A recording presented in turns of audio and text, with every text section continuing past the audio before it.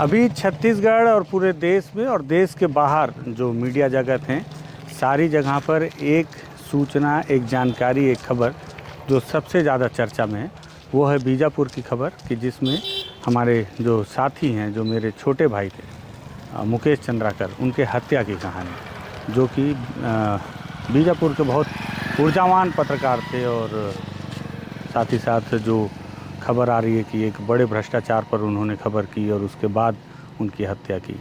इसको लेकर बस्तर टॉकीज़ में बहुत सारे दर्शक लगातार कमेंट कर रहे थे कि आप क्यों नहीं बता रहे हैं उसकी कहानी। तो मैंने इसको पहले भी इस बात को रिपीट किया, मैं फिर रिपीट कर रहा हूँ बार बार कि यह हत्या मेरे लिए खबर नहीं थी। और इस पूरे मामले के बाद मैं आपको आखिरी में एक ऑल ओवर वीडियो बनाकर बताने की कोशिश करूँगा कि क्या था मामला, हुआ क्या और अब तक मुझे क्या पता चल पाया।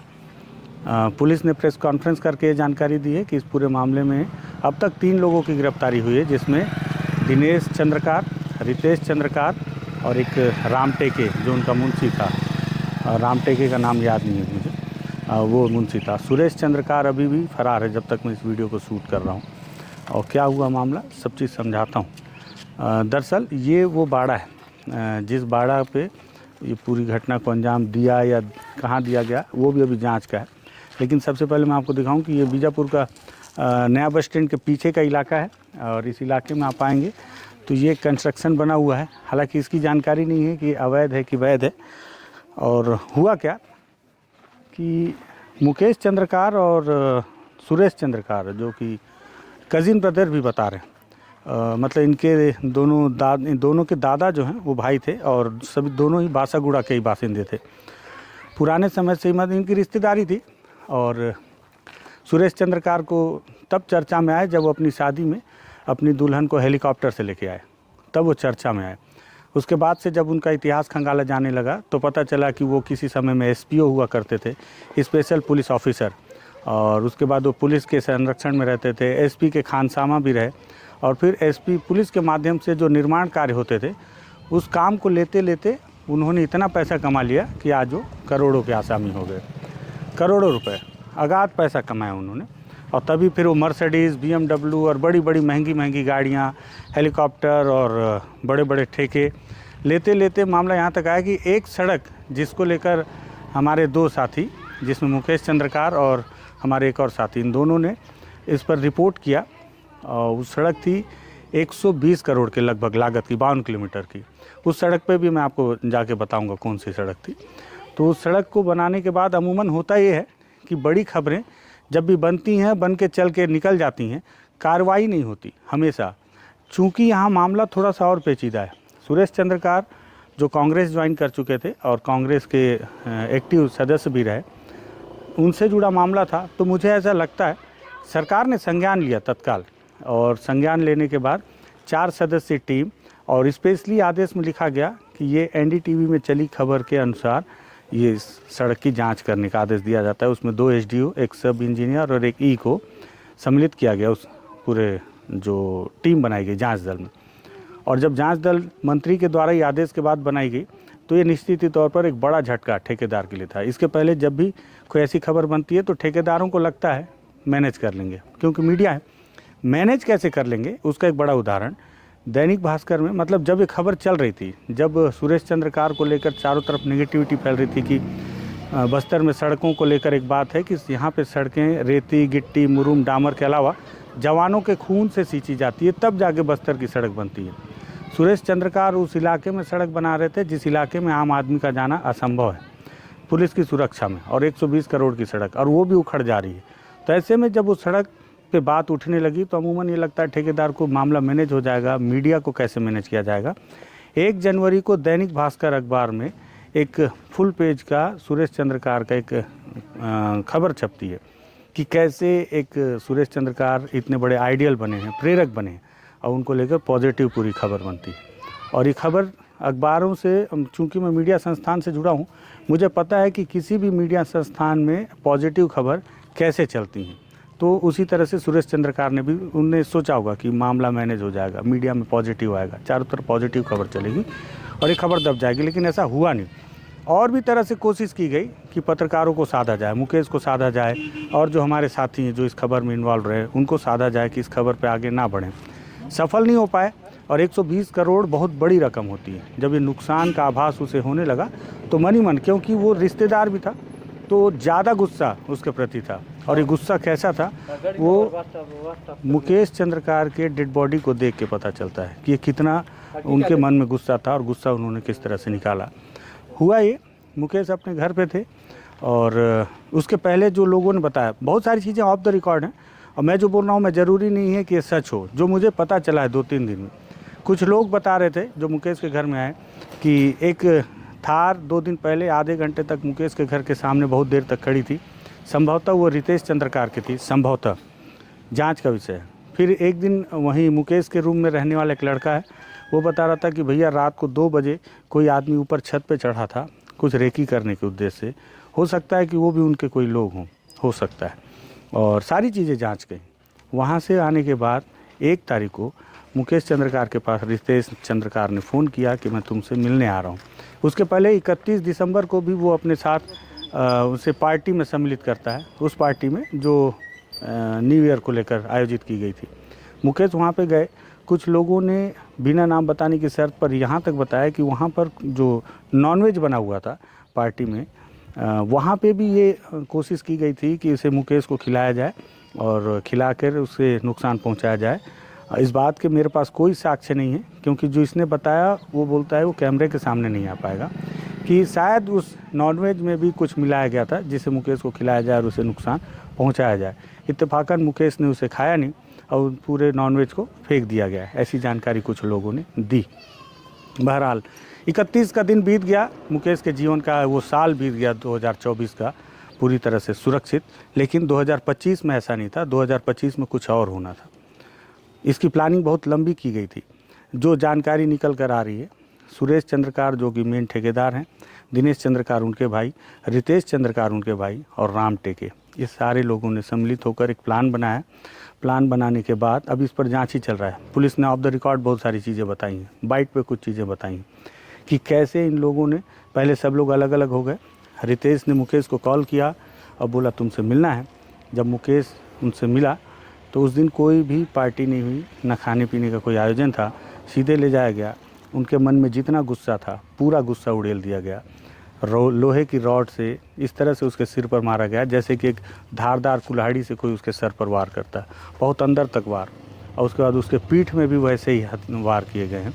अब मुझे लगता है उस 2-4 वार से ही, पुलिस ने भी बताया कि 15-20 मिनट के बाद ही उनकी मौत हो गई थी। इतने में भी मन नहीं भरा हत्यारों का और उन्होंने उस पर और भी ज़्यादा रॉड से वार किया।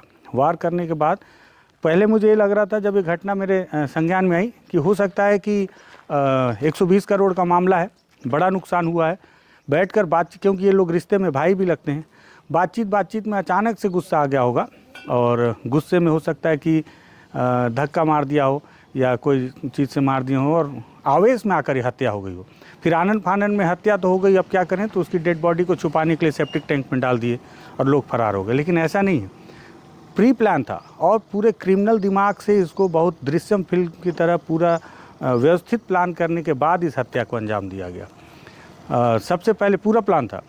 दिनेश चंद्रकार, सुरेश चंद्रकार जगदलपुर चले गए, रितेश चंद्रकार यहीं पे थे, वो बुलाने के बाद उसने राम टेके के साथ में हत्या की। हत्या करने के बाद उस सेप्टिक टैंक में, वो सेप्टिक टैंक दिखाता हूँ, यहाँ पे मज़दूर रहते हैं ऐसा बताया जा रहा है। हालांकि इसे पूरा लॉक किया गया है, अब ये जांच का विषय है, हम किसी भी चीज़ को छुएंगे नहीं ताकि जांच में किसी भी तरह की डिस्टर्बेंस ना पैदा हो। लेकिन हम सिर्फ, मैं आपको दूर से दिखाऊंगा, ये सेप्टिक टैंक है, पहले से बना हुआ है, ठीक है। और किसी भी सेप्टिक टैंक में जब आप देखेंगे तो एक कोने में छोटा सा वो रहता है दरवाज़ा, ताकि जब साफ़ करना हो तो उसे खोलकर टैंक को खाली किया जा सके। इस सेप्टिक टैंक में भी वैसा ही था पूरा मामला और पूरा प्लान था कि इसको मारना है और मारना ही है और पूरा गुस्सा निकालना है। तभी उसके जो शरीर है उसके साथ में इतनी बर्बरता की गई, इतनी बर्बरता की गई।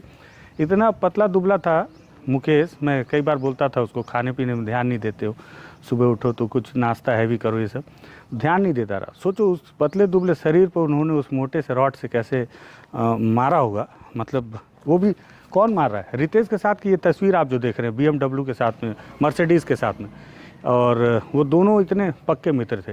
ये वीडियो आप जो देख रहे हैं हल्दी का वीडियो है, और इस वीडियो में आप देखें सफ़ेद कुर्ते में आपको मुकेश नज़र आएगा, ये जो अभी स्क्रीन पे आपके चल रहा है। तो इससे आप इन दोनों के संबंध की गहनता और गहराई को समझ सकते हैं।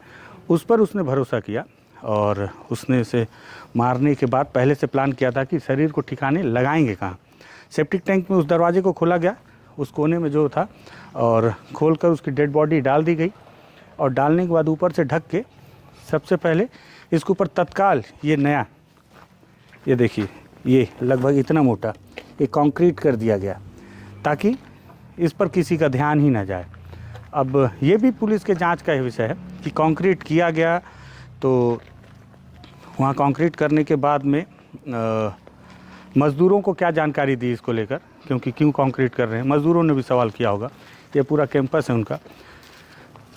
दिनेश चंद्रकार को कॉल किया रितेश ने, और वो जगदलपुर से वापस आए, बोदली में दोनों लोग मिले, वापस आए यहाँ पर, और आने के बाद अगले दिन रितेश यहाँ से सीधे रायपुर रवाना हुए। सुरेश चंद्रकार उनके किसी सहयोगी के दुर्घटना होने पर हैदराबाद में एडमिट होने की वजह से उन्हें देखने जाने की बात करते हुए जगदलपुर में अपने मित्र जो हैं उनको भी कॉल किए कि हैदराबाद चलोगे, मैं वहाँ जा रहा हूँ। जब उसने मना किया तो ये सारी चीज़ें दृश्यम की तरह प्लान चल रही है। वो बता रहे हैं कि मैं हैदराबाद जा रहा हूँ क्योंकि वहाँ पे उनका कोई साथी एडमिट है आखिरी समय में, ICU में, जाना ज़रूरी है, तो वहाँ चले गए ताकि जब पूछताछ हो तो क्लियर कर सकें कि मैं तो जाने ही वाला था। रितेश इसलिए यहाँ था क्योंकि अधिकतर वो दिल्ली रहता था और बाहर ही रहता था, तो उस पर कोई ये शक ना करे कि अचानक दिल्ली कैसे चला गया। वो पहले भी दिल्ली और बाहर ही रहता था।